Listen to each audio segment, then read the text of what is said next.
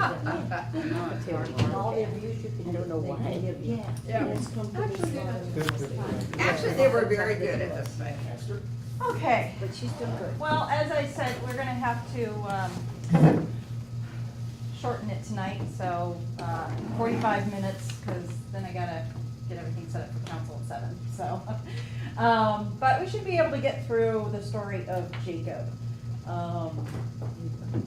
Because we left off last time with Isaac, and Isaac and Rebecca, and having 2 children, Jacob and Esau. Anybody know what Jacob means? No, that's Isaac. Oh, But conniver, very close, actually. You told us last week. We had it. Means Jacob grasper or means he grasped. usurpers, yeah. Oh. Just grasped. he had a deal. He Yeah. grasped. Is that because I grabbed a hold of Esau's foot? Yeah, Yeah. if you grasp, usurper, usurper. He deceives. It says figuratively, he deceives. Yes. And his brother's name is Esau, which means, anybody know that? Harry. Harry. She sits in my confirmation. Yeah, So Harry. they named the really hairy kid Harry. Okay. So maybe Harry. So from chapter 25 on, until actually we get to chapter 50, which is the end, of course, we're still living in the theme of promise. But we've got another theme that's going to kind of appear for these last 25 chapters. And that theme is going to be a theme of, shockingly, trickery. And people fooling people. And, you know, who's fooling whom. And what we're going to probably find out here as we make our way through this is that who's going to have the last laugh? Anybody? God, yep. God's gonna be the one who fools everybody, and that's gonna be to everyone's advantage. So, it's a good thing. So you've got Jacob, your grasper, Esau is Harry, and Abraham here at the beginning of chapter 25 dies, which you will note he took another wife after he was 100 some years old, and had a whole bunch more kids. Don't ever really hear about them after that little section in chapter 25. Ishmael has some kids, but then we have Jacob and Esau. And what we're going to find here, if we get to about verse 24, when the time came for her to give birth, there were twin boys in her womb. The first to come out was red, and his whole body was like a hairy garment, so they named him Esau. He was hairy. After this, his brother came out with his hand grasping Esau's heel, so he was named Jacob. Isaac was 60 years old when Rebekah gave birth to them. The boys grew up, and Esau became a skillful hunter, a man of the open country, while Jacob was a quiet man, staying among the tents. So, 2 very different boys. Got Esau, who's your he's your hunter, pickup, 4x4 pickup truck, shotgun in the back, off he goes, and he's out hunting and doing all his manly things. And here's Jacob with the smoking jacket and the pipe, and listening to NPR or whatever. 2 very opposite kinds of children here, and of course the parents don't make it any easier because parents play favorites. The boys grew up, I already said that part. Isaac, who had a taste for wild game, loved Esau, but Rebekah loved Jacob. So, parents playing favorites always works out well. I feel like they were just sharing responsibility. One took one kid, one took the other kid. That's what I do. I'm sure that was it. Yeah. Sure that was it. So you've got Jacob, the mama's boy. You've got you've got Esau, the Tim the Taylor, Tim the Toolman Taylor guy. Verse 29. Once when Jacob was cooking some stew, Esau came in from the open country famished, and he said to Jacob, "Quick, let me have some of that red stew. Some of that red stuff. I'm famished." That is why he was also called Edom. And Jacob replied, "First, sell me your birthright." Yeah. "Look, I'm about to die," Esau said. "What good is a birthright to me?" But Jacob said, "Swear to me first." So he swore an oath to him, selling his birthright to Jacob. When you sell your birthright, you sell your honor, and you sell all of your inheritance. So this isn't a tiny little thing that he just gave away. He's very impulsive. Very impulsive, yes. Well, not too bright either. Not really. He wasn't at home studying the books. Yeah, nope.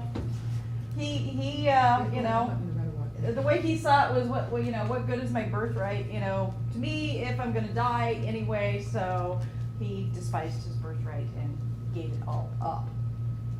Now, we're gonna skip chapter 26, we're gonna go ahead on to 27. And in chapter 27, where chapter 25 is just, kind of your average coercion. Just sort of your average, common, plain, old, everyday coercion. Now he's going to really resort to some trickery. And of course, with whose help? Rebecca, his mother. She's the mastermind, actually. So in chapter 27, when Isaac was old and his eyes were so weak that he could no longer see, he called for Esau, his older son, and said to him, "My son." "Here I am," he answered. And Isaac said, "I am now an old man, and I don't know the day of my death. Now then, get your weapons, your quiver and bow, and go out into the open country to hunt some wild game for me. Prepare me the kind of tasty food I like, and bring it to me to eat, so that I may give you my blessing before I die." Now Rebekah was listening as Isaac spoke to his son Esau. When Esau left for the open country to hunt game and bring it back, Rebekah said to her son Jacob, "Look, I overheard your father say to your brother Esau, 'Bring me some game and prepare me some tasty food to eat, so that I may give you my blessing in the presence of the Lord before I die. Now, my son, listen carefully to what I do what I tell you. Go out to the flock and bring me 2 choice young goats, so I can prepare some tasty food for your father, just the way he likes it. Then take it to your father to eat, so that he may give you his blessing before he dies.'" Apparently, they don't know the difference between how goat and venison tastes. Almond and spicy. Jacob said to Rebekah, his mother, "But my brother Esau is a hairy man, and I'm a man with smooth skin. What if my father touches me? I would appear to be tricking him, and would bring down a curse on myself rather than a blessing." His mother said to him, "My son, let the curse fall on me. Just do what I say, and go and get them for me." So he went and got them and brought them to his mother, and she prepared some tasty food just the way his father liked it. Then Rebekah took the best clothes of Esau, her older son, which she had in the house, and put them on her younger son, Jacob. She also covered his hands and the smooth part of his neck with the goat skins. She handed to her son Jacob the tasty food and the bread she had made. He went to his father and said, "My father." "Yes, my son," he answered. "Who is it?" Jacob said to his father, "I am Esau, your firstborn. I have done as you told me. Please sit up and eat some of my game, so that you may give me your blessing." Isaac asked his son, "How did you find it so quickly, my son?" "The Lord your God gave me success," he replied. Then Isaac said to Jacob, "Come near, so I can touch you, my son. I know whether you are my son Esau or not." Isaac's kind of, something's up. Jacob went close to his father, who touched him and said, "The voice is the voice of Jacob, but the hands are the hands of Esau." He did not recognize him, for his hands were hairy like those of his brother Esau. So he blessed him. "Are you really my son Esau?" he asked. "I am," he replied. He said, "My son, bring me some of your game to eat, so that I may give you my blessing." Jacob brought it to him, he ate, and he brought some wine and drank. And his father said, "Come here, my son, and kiss me." So he went to him and kissed him. When Isaac caught the smell of his clothes. Okay, think about this for a minute. Esau's the hunting, whatever. He's been out in the deer stand for however long. How are his clothes going to smell? Bad. Yeah. So what's the telltale thing Isaac finally does? I gotta smell this guy. Oh, yeah, that's Esau. That's Esau. Blessed him and said, "The smell of my son is like the smell of a field that the Lord has blessed. May God give you of heaven's dew and of earth's riches, an abundance of grain and new wine. May nations serve you and people bow down to you. Be Lord over your brothers, and may the sons of your mother bow down to you. May those who curse you be cursed, and those who bless you be blessed. After Isaac finished blessing him, and Jacob had scarcely left his father's presence, his brother Esau came in from hunting. He too prepared some tasty food and brought it to his father, and he said to him, "My father, sit up, eat some of my game, so that you may give me your blessing."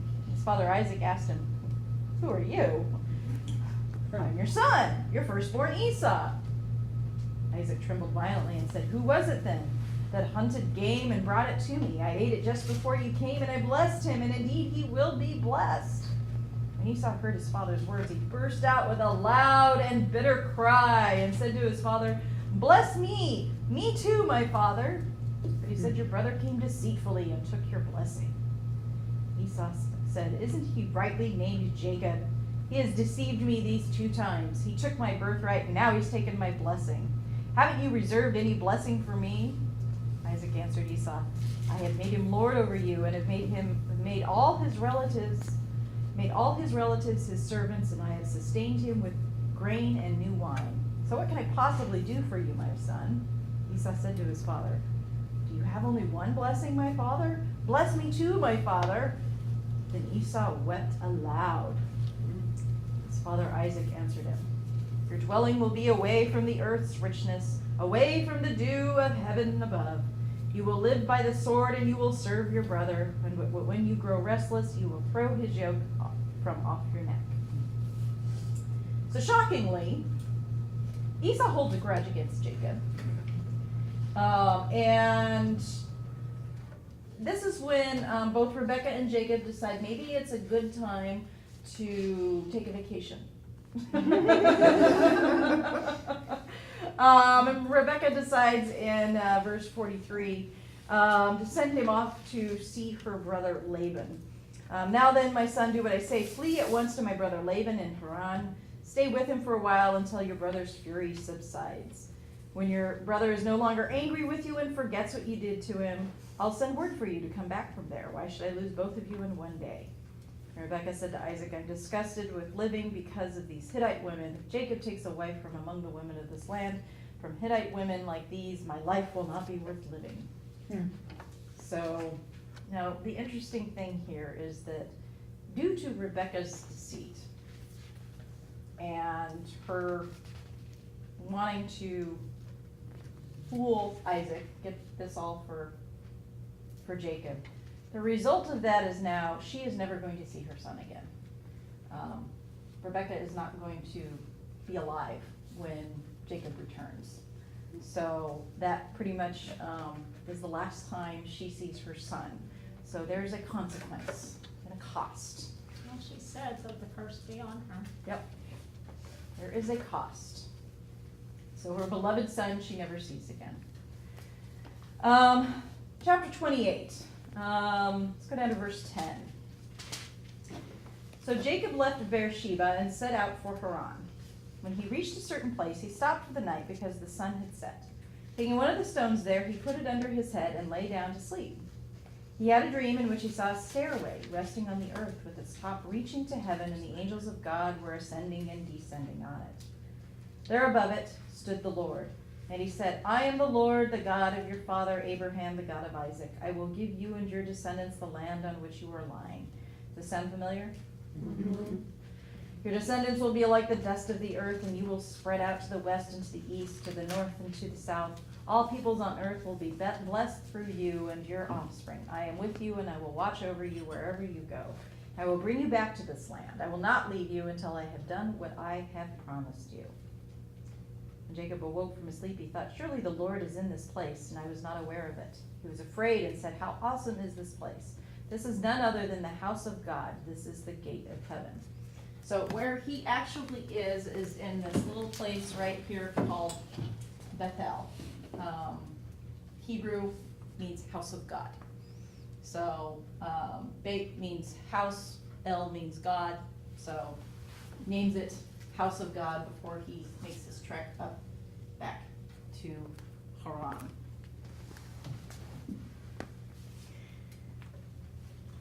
So we get this kind of reiteration of the promise, this renewal of the promise.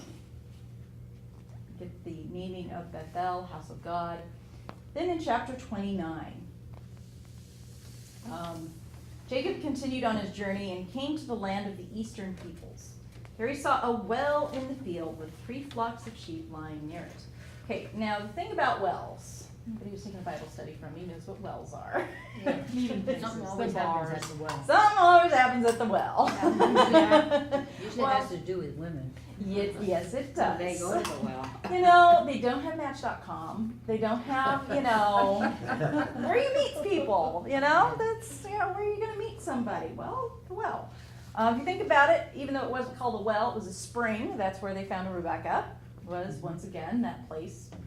So we're gonna find that kind of a common little theme here. The well is usually, that's when you start going, whoa, whoa, whoa, whoa. The exception of Joseph. Joseph and the well don't get along so well. This is kind of the thing about wells, and of course later on, when Jesus is at the well and the woman comes up, and that's when everybody starts going, what's he doing? What's he doing talking to that Samaritan woman at the well? Because we know what happens at wells. So there's a well in the field with 3 flocks of sheep lying there, because the flocks were watered from that well. Stone over the mouth of the well was large. When all the flocks were gathered there, the shepherds would roll the stone away from the well's mouth and water the sheep. Then they would return the stone to its place over the mouth of the well. Jacob asked the shepherds, "My brothers, where are you from?" "We're from Haran," they replied. He said to them, "Oh, do you know Laban, Nahor's grandson?" "Yes, we know him," they answered. Then Jacob asked them, "Is he well?" "Yes, he is," they said, "and here comes his daughter, Rachel, with the sheep." "Look," he said, "the sun is still high. It is not time for the flocks to be gathered. Water the sheep and take them back to the pasture." "We can't," they replied, "until all the flocks are gathered and the stone has been rolled away from the mouth of the well. Then we will water the sheep." While they were still walking with them, Rachel came with her father's sheep, for she was a shepherdess. And Jacob saw Rachel, daughter of Laban, his mother's brother, and Laban's sheep. He went over and rolled the stone away from the mouth of the well and watered his own sheep. Then Jacob kissed Rachel. Without even knowing her. Without even knowing her. Kind of bold, but how romantic. Love at first sight. And began to weep aloud. I mean, you can't make soap operas like this. He had told Rachel that he was a relative of her father and a son of Rebekah, so she ran and told her father. And as soon as Laban heard the news about Jacob, his sister's son, he hurried to meet him. He embraced him and kissed him and brought him to his home. And there Jacob told him all these things. Then Laban said to him, "You are my own flesh and blood." And after Jacob stayed with him a whole month, Laban said to him, "Just because you are a relative of mine, should you work for me for nothing? Tell me what your wages should be." Now Laban had 2 daughters. The name of the older was Leah, and the name of the younger was Rachel. Leah had weak eyes. We don't know what that means. But Rachel was lovely in form and beautiful. Jacob was in love with Rachel. And he said, "I will work for you for 7 years in return for your younger daughter, Rachel." Laban said, "No, it's better that I give her to you than some other man, so okay, why not? Stay here." So Jacob served 7 years to get Rachel, but they seemed like only a few days to him because of his love for her. Is there a significance to that number of years? 7? Yeah, 7's a Always. divine number. It's just, it reappears, it shows up everywhere. Yeah. Yeah. So I didn't know it's maybe very 7 years relative. was the custom. Now, 7 is in the biblical, and actually in most religions, 7 is the divine number. It's the combination of 3 and 4. 3 being spiritual number, and 4 being the earthly number. So combining the 2 gives you the full number of both the spiritual and earthly together. Is that sort of the same concept of Yeah. 40 days? You always hear Yes. 40 days, 40 days. Yep. 40 days. Oh yeah, 40 days and 40 nights. That's, Yeah. yep, Same type of, same type of thing. Yep. My Bible says weak could mean or delicate. Yeah, I mean, Delicate we eyes. don't really know what. No, nothing that. Yeah, she may have had bad vision. It may have just been that her eyes, like they were the wrong color. I mean, we have no idea what that meant. But whatever it was, something was wrong with her eyes. But it doesn't matter because he only had eyes for Rachel. Yeah. He loved her, because 7 years, only a few days, because he loved her. Then Jacob said to Laban, "Give me my wife, my time is completed, and I want to lie with her." So Laban brought together all the people of the place and gave a feast, but when evening came, he took his daughter Leah and gave her to Jacob, and Jacob lay with her. and Laban gave his servant girl Zilpah to his daughter as her maidservant. When morning came, there was Leah. And so this is a lesson about when your soon-to-be father-in-law decides to throw you a big party, don't treat it too much the night before, because you might not wake up with the right girl. Yeah. Yeah, it's odd that he didn't know who he was with. Well, you gotta remember they wore veils. Oh, okay. Yeah, and so it was, when she would have been brought to him, she would have been brought to him fully veiled. And just didn't take the veil off, and he decided to consummate the marriage. And can you imagine, what's going on here, that, when morning came, there was Leah, so Jacob said to Laban, "What is this you have done to me? I can't imagine someone tricking someone." Tables have kind of been turned, the one who's been the one tricking people for so long suddenly had it kind of turned back on him. He's like, "Oh, I don't like that." It's not so fun when I'm the one being tricked. Yeah. I served you for Rachel, didn't I? Why have you deceived me? Laban replied, "It is not our custom here to give the younger daughter in marriage before the older one. You could have told me that before. Yeah. Finish this daughter's bridal week, and then we will give you the younger one also in return for another 7 years of work." And Jacob did so. He finished the week with Leah. And then Laban gave him his daughter Rachel to be his wife. Laban gave his servant girl Bilhah to his daughter Rachel as her maidservant. So Jacob lay with Rachel also, and he loved Rachel more than Leah. I don't see this becoming a problem. No, I don't see this being a problem at all. And he worked for Laban another 7 years. Did he have both Rachel and Leah before he finished the 7 years? Yes, for yes. He Rachel? finished the bridal week, and then he married Rachel, but then he had to stay for another 7 years to pay for Rachel. So no, he didn't have to wait another 7 years before he, yeah. So then what we get as we get into verse 31, the Lord saw that Leah was not loved, and so he opened her womb. So God has mercy on the fact that Leah is like not being loved by, she's in, poor Leah, she's really in not a good situation. I mean, she really does in this whole story, she's the one who really gets screwed. Yeah, thank you. I was trying to find a better word, but thank you. She does. She gets screwed over.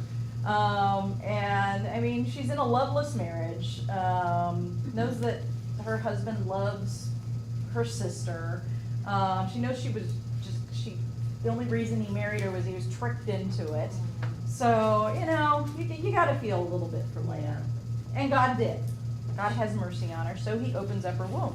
She has lots of sons. Yes, but Rachel was barren. So there's that problem again. Leah became pregnant and gave birth to a son. She named him Reuben. She said, "Because for the Lord has seen my misery, surely my husband will love me now." Thinking, I've given him a son. Son is kind of what they all need and want. I'm going to be the favored wife now. Yeah, no, that's not how that works. Not in the case of Jacob and Rachel. So we get Reuben, and then here a little later we get Simeon, and then we get Levi, and then we get Judah. When chapter 30, when Rachel saw she was not bearing Jacob any children, she became jealous of her sister. So she said to Jacob, "Give me children or I'll die," because it's apparently his fault. Jacob became angry with her and said, "Am I in the place of God who has kept you from having children?" And she said, "Here is Bilhah, my maidservant." Learned from Sarah. "Sleep with her so that she can bear children for me, and through her I too can build a family." So she gave him her servant Bilhah as a wife, and Jacob slept with her. Gee, Jacob has it rough. Yeah. And she became pregnant and bore him a son. Then Rachel said, "God has vindicated me. He has listened to my plea and given me a son." Because of this, she gave him Dan. And then we get another child. We get Naphtali. Then Leah, of course, she stopped having children. So she gives her maidservant Zilpah to Jacob. Like I said, life is rough for Jacob. What a family tree that is. Isn't it though? You know, and you think your family's dysfunctional. This is the Bible. Yeah. You think your family's dysfunctional? No. Just. But he's marrying his cousins. Well, there's that too, you know, we kind of glossed over that. Married his cousins, although I don't think the maidservants are probably his cousins, so No. that's, you know. Leah said, what good is, what good fortune, so she named him Gad, so we have Naphtali, Gad. Then we get, at the end of verse 13, we get Asher. And then you get a little later on, Issachar, but now this is kind of an interesting thing here. Like I said, there's maybe gonna be a little bit of tension between Rachel and Leah. We see a little bit of that right here.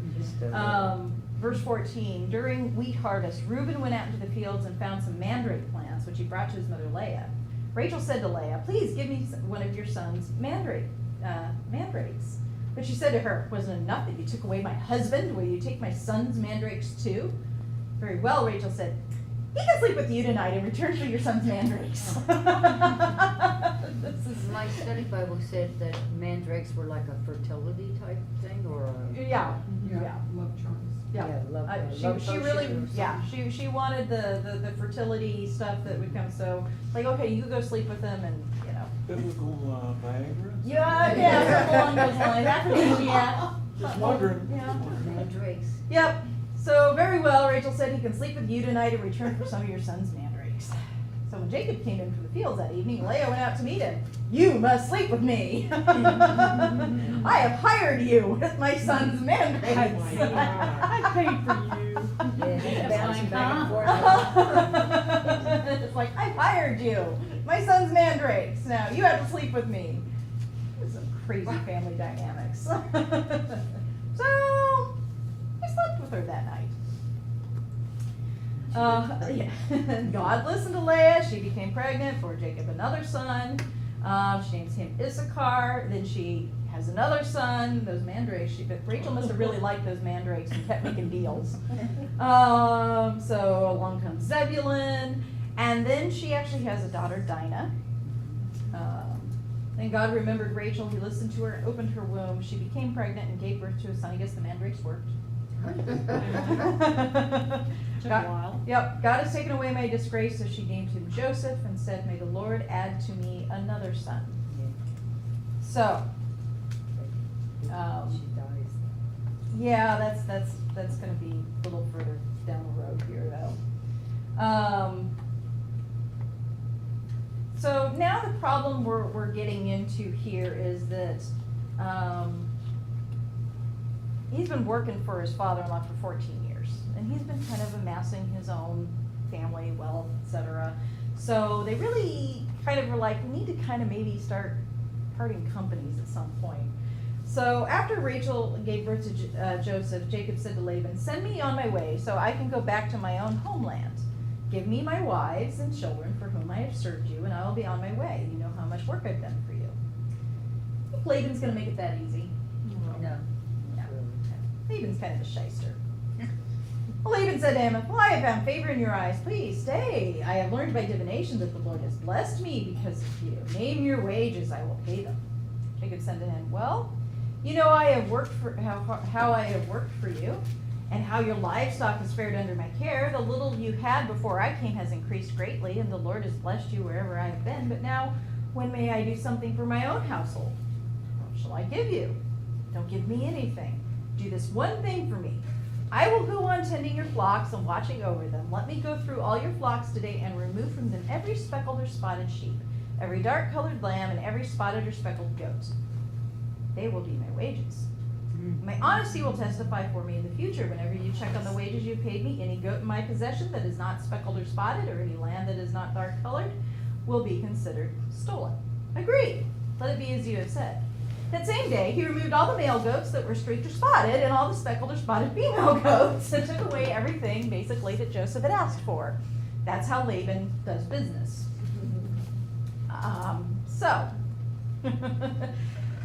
Jacob has to get creative. He tries genetics. Very, very ingenious, actually. Genetic engineering.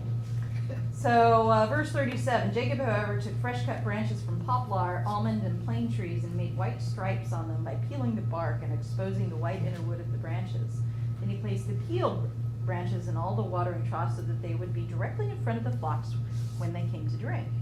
When the flocks were in heat and came to drink, they mated in front of the branches, and they bore young that were streaked or speckled or spotted. And Jacob set apart the young of the flock by themselves, but made the rest face the streaked and dark-colored animals that belonged to Laban.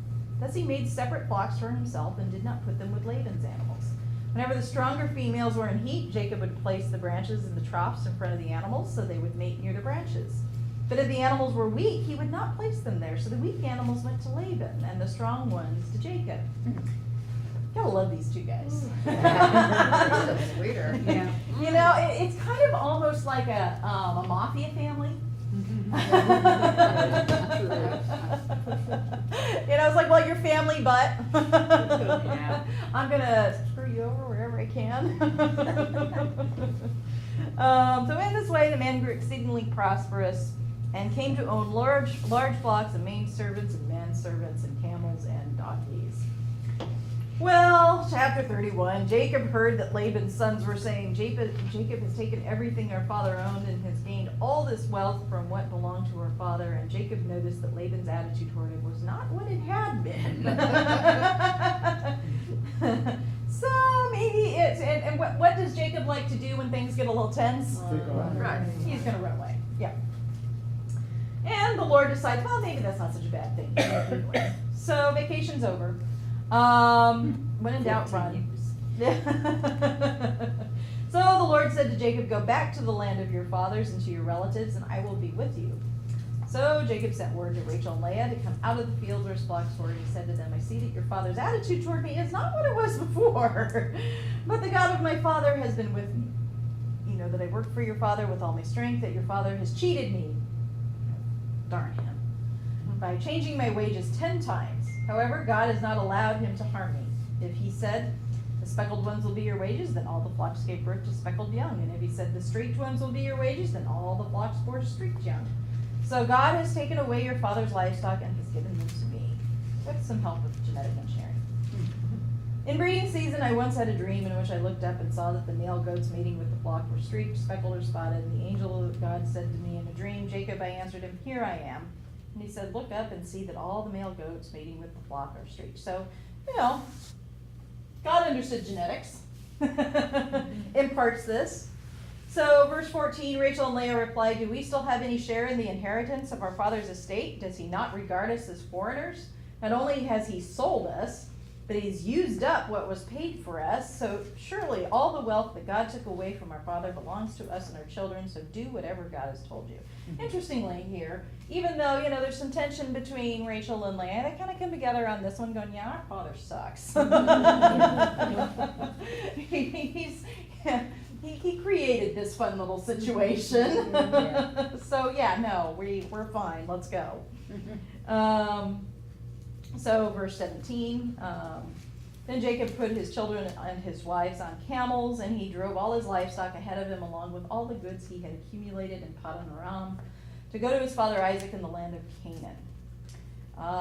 When Laban had gone to shear his sheep, Rachel stole her father's household gods. So she decided to, you know, she's learned a little something from Dad. She's not the most honest individual either. So she steals the household gods, and then they flee. Moreover, Jacob deceived Laban the Aramean by not telling him he was running away. So didn't tell him he was leaving. So Laban gets home, discovers his idols and his daughters and his son-in-law are all gone. That goes over well. Verse 22, on the third day Laban was told that Jacob had fled, taking his relatives with him. He pursued Jacob for 7 days and caught up with him in the hill country of Gilead. And then God came to Laban the Aramean in a dream and said, be careful not to say anything to Jacob, either good or bad. So, let's go down to verse 33. So Laban went into Jacob's tent and into Leah's tent and into the tent of the two maidservants, but he found nothing because he was searching for these idols. After he came out of Leah's tent, he entered Rachel's tent. Now Rachel had taken the household gods and put them inside her camel's saddle and was sitting on them. I think the author of this probably enjoyed writing that. Because what's a good place for household idols? Yeah, under your butt. That's where they belong. So, she sits on them. Laban searched through everything in the tent but found nothing. And Rachel said to her father, "Don't be angry, my lord, that I cannot stand up in your presence. I'm having my period."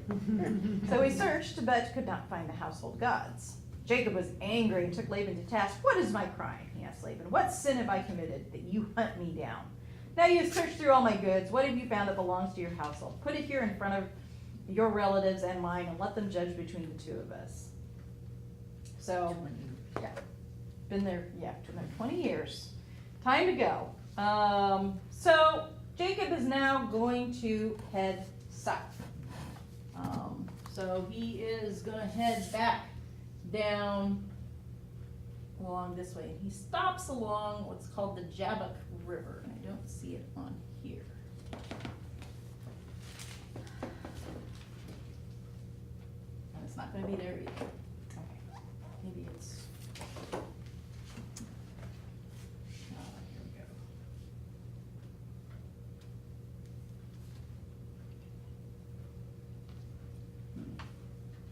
It's further north than that. Okay. Oh, Comes the Jabbok River. And chapter 32, verse 22. There. Where is it? Right here, Jabbok River. What's it behind? Oh, Jabbok. Here's What's Canaan. here? Bethel, there's Bethel again. Salt Sea. Well, anyway. So verse 22. That night Jacob got up and took his 2 wives, his 2 maidservants, and his 11 sons and crossed the ford of the Jabbok. After he had sent them across the stream, he sent over all his possessions. So Jacob was left alone, and a man wrestled with him till daybreak. And the man saw that he could not overpower him. He touched the socket of Jacob's hip, so his hip was wrenched as he wrestled with the man. And the man said, "Let me go, for it is daybreak." But Jacob replied, "I will not let you go unless you bless me." And the man asked him, "What is your name?" "Jacob," he answered. The man said, "Your name will no longer be Jacob, but Israel, because you have struggled with God and men and have overcome." Jacob's a struggler. I mean, that's kind of been his thing all along. He even struggles with God, and this is that kind of epitome of that struggle that he has with God. And his new identity is born out of that struggle.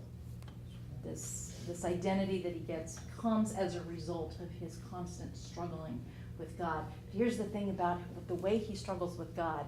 Even though, they're kind of at an impasse, Jacob never lets go. Even though he is struggling mightily with God, he never gives up, he never lets go. And so it's kind of remarkable that he doesn't just finally say, "Okay, I'm done."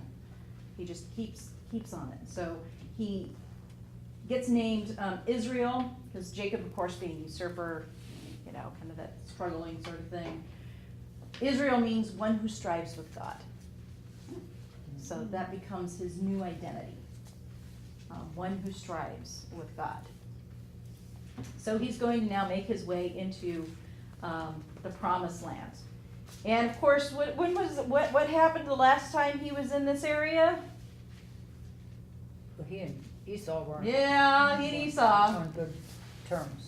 So, chapter 33, verse 1, Jacob looked up and there was Esau coming with his 400 men. Who also doesn't let go. Yeah. Like they were okay. So here comes Esau with his 400 men. Uh-oh. I mean, Jacob stole his birthright, stole his honor, this is what's going on. So he's understandably a little nervous about this meeting, that's going to happen here. So he divided the children among Leah, Rachel, and the two maidservants. He put the maidservants and their children in front, Leah and her children next, and Rachel and Joseph in the rear. He himself went on ahead and bowed down to the ground 7 times as he approached Another his 7. brother. Mm-hmm. Another 7. But see the change. Mhm. What was the thing he stole, the 2 things he stole from his brother? Birthright. Birthright, no, but. And the blessings. What did the birthright give him, what were the 2 Gave things? him the inheritance. Honor and inheritance. So by bowing, what is he doing? He's giving back honor. So there's a change here. He gives back his brother honor. But Esau ran to meet Jacob and embraced him. He threw his arms around his neck and kissed him, and they wept. And then Esau looked up and saw the women and children. "Who are these with you?" he asked. And Jacob answered, "They are the children God has graciously given your servant." Then the maids and Esau's probably going, "Dang, 4? How'd you get 4 wives?" Then the maidservants and their children approached and bowed down. And next Leah and her children came and bowed down. And last of all, Joseph and Rachel, and they too bowed down. Esau asked, "What do you mean by all of these droves I met?" "To find favor in your eyes, my lord," he said. But Esau said, "I already have plenty, my brother. Keep what you have for yourself." "No, please," said Jacob. "If I have found favor in your eyes, accept this gift from me." So what was the second thing that he lost on his birthright? Inheritance. What's Jacob giving back? His inheritance. Some of the inheritance. Giving back some of what he stole. And this, I always love this verse. And part of why I love this verse is because I also love the musical Les Miserables, which I think they took a line of, this line of one of their songs from this verse. "For to see your face is like seeing the face of God, now that you have received me favorably." Because to look into the face of forgiveness is to look into the face of God. Les Mis, the song goes, "To love another person is to see the face What of God." verse is that you're reading on? I am on What's that? verse 10. 10. See your face is like seeing the face. Yeah, like seeing the face of God. Yeah, there it is. There it is. See your face. So like I said, I always, every time I read this, I always hear "to love another person is to see the face of God," that Les Mis song, always plays for me.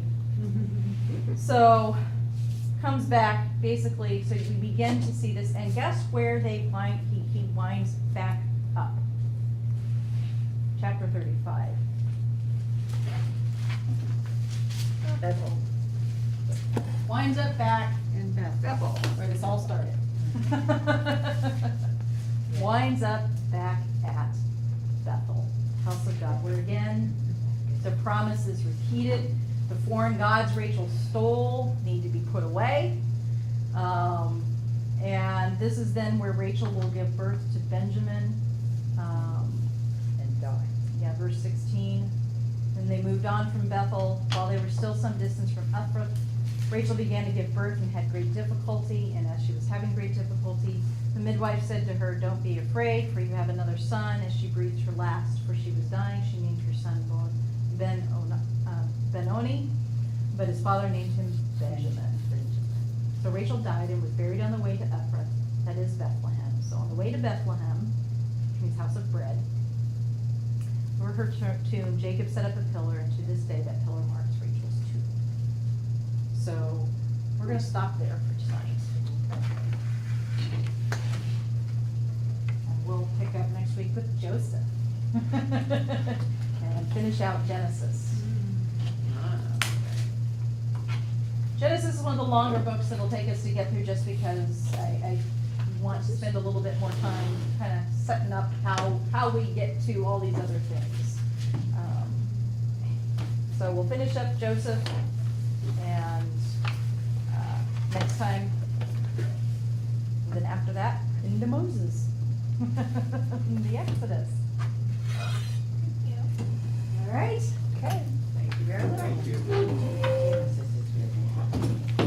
It's funny, I have trivia questions that come to me.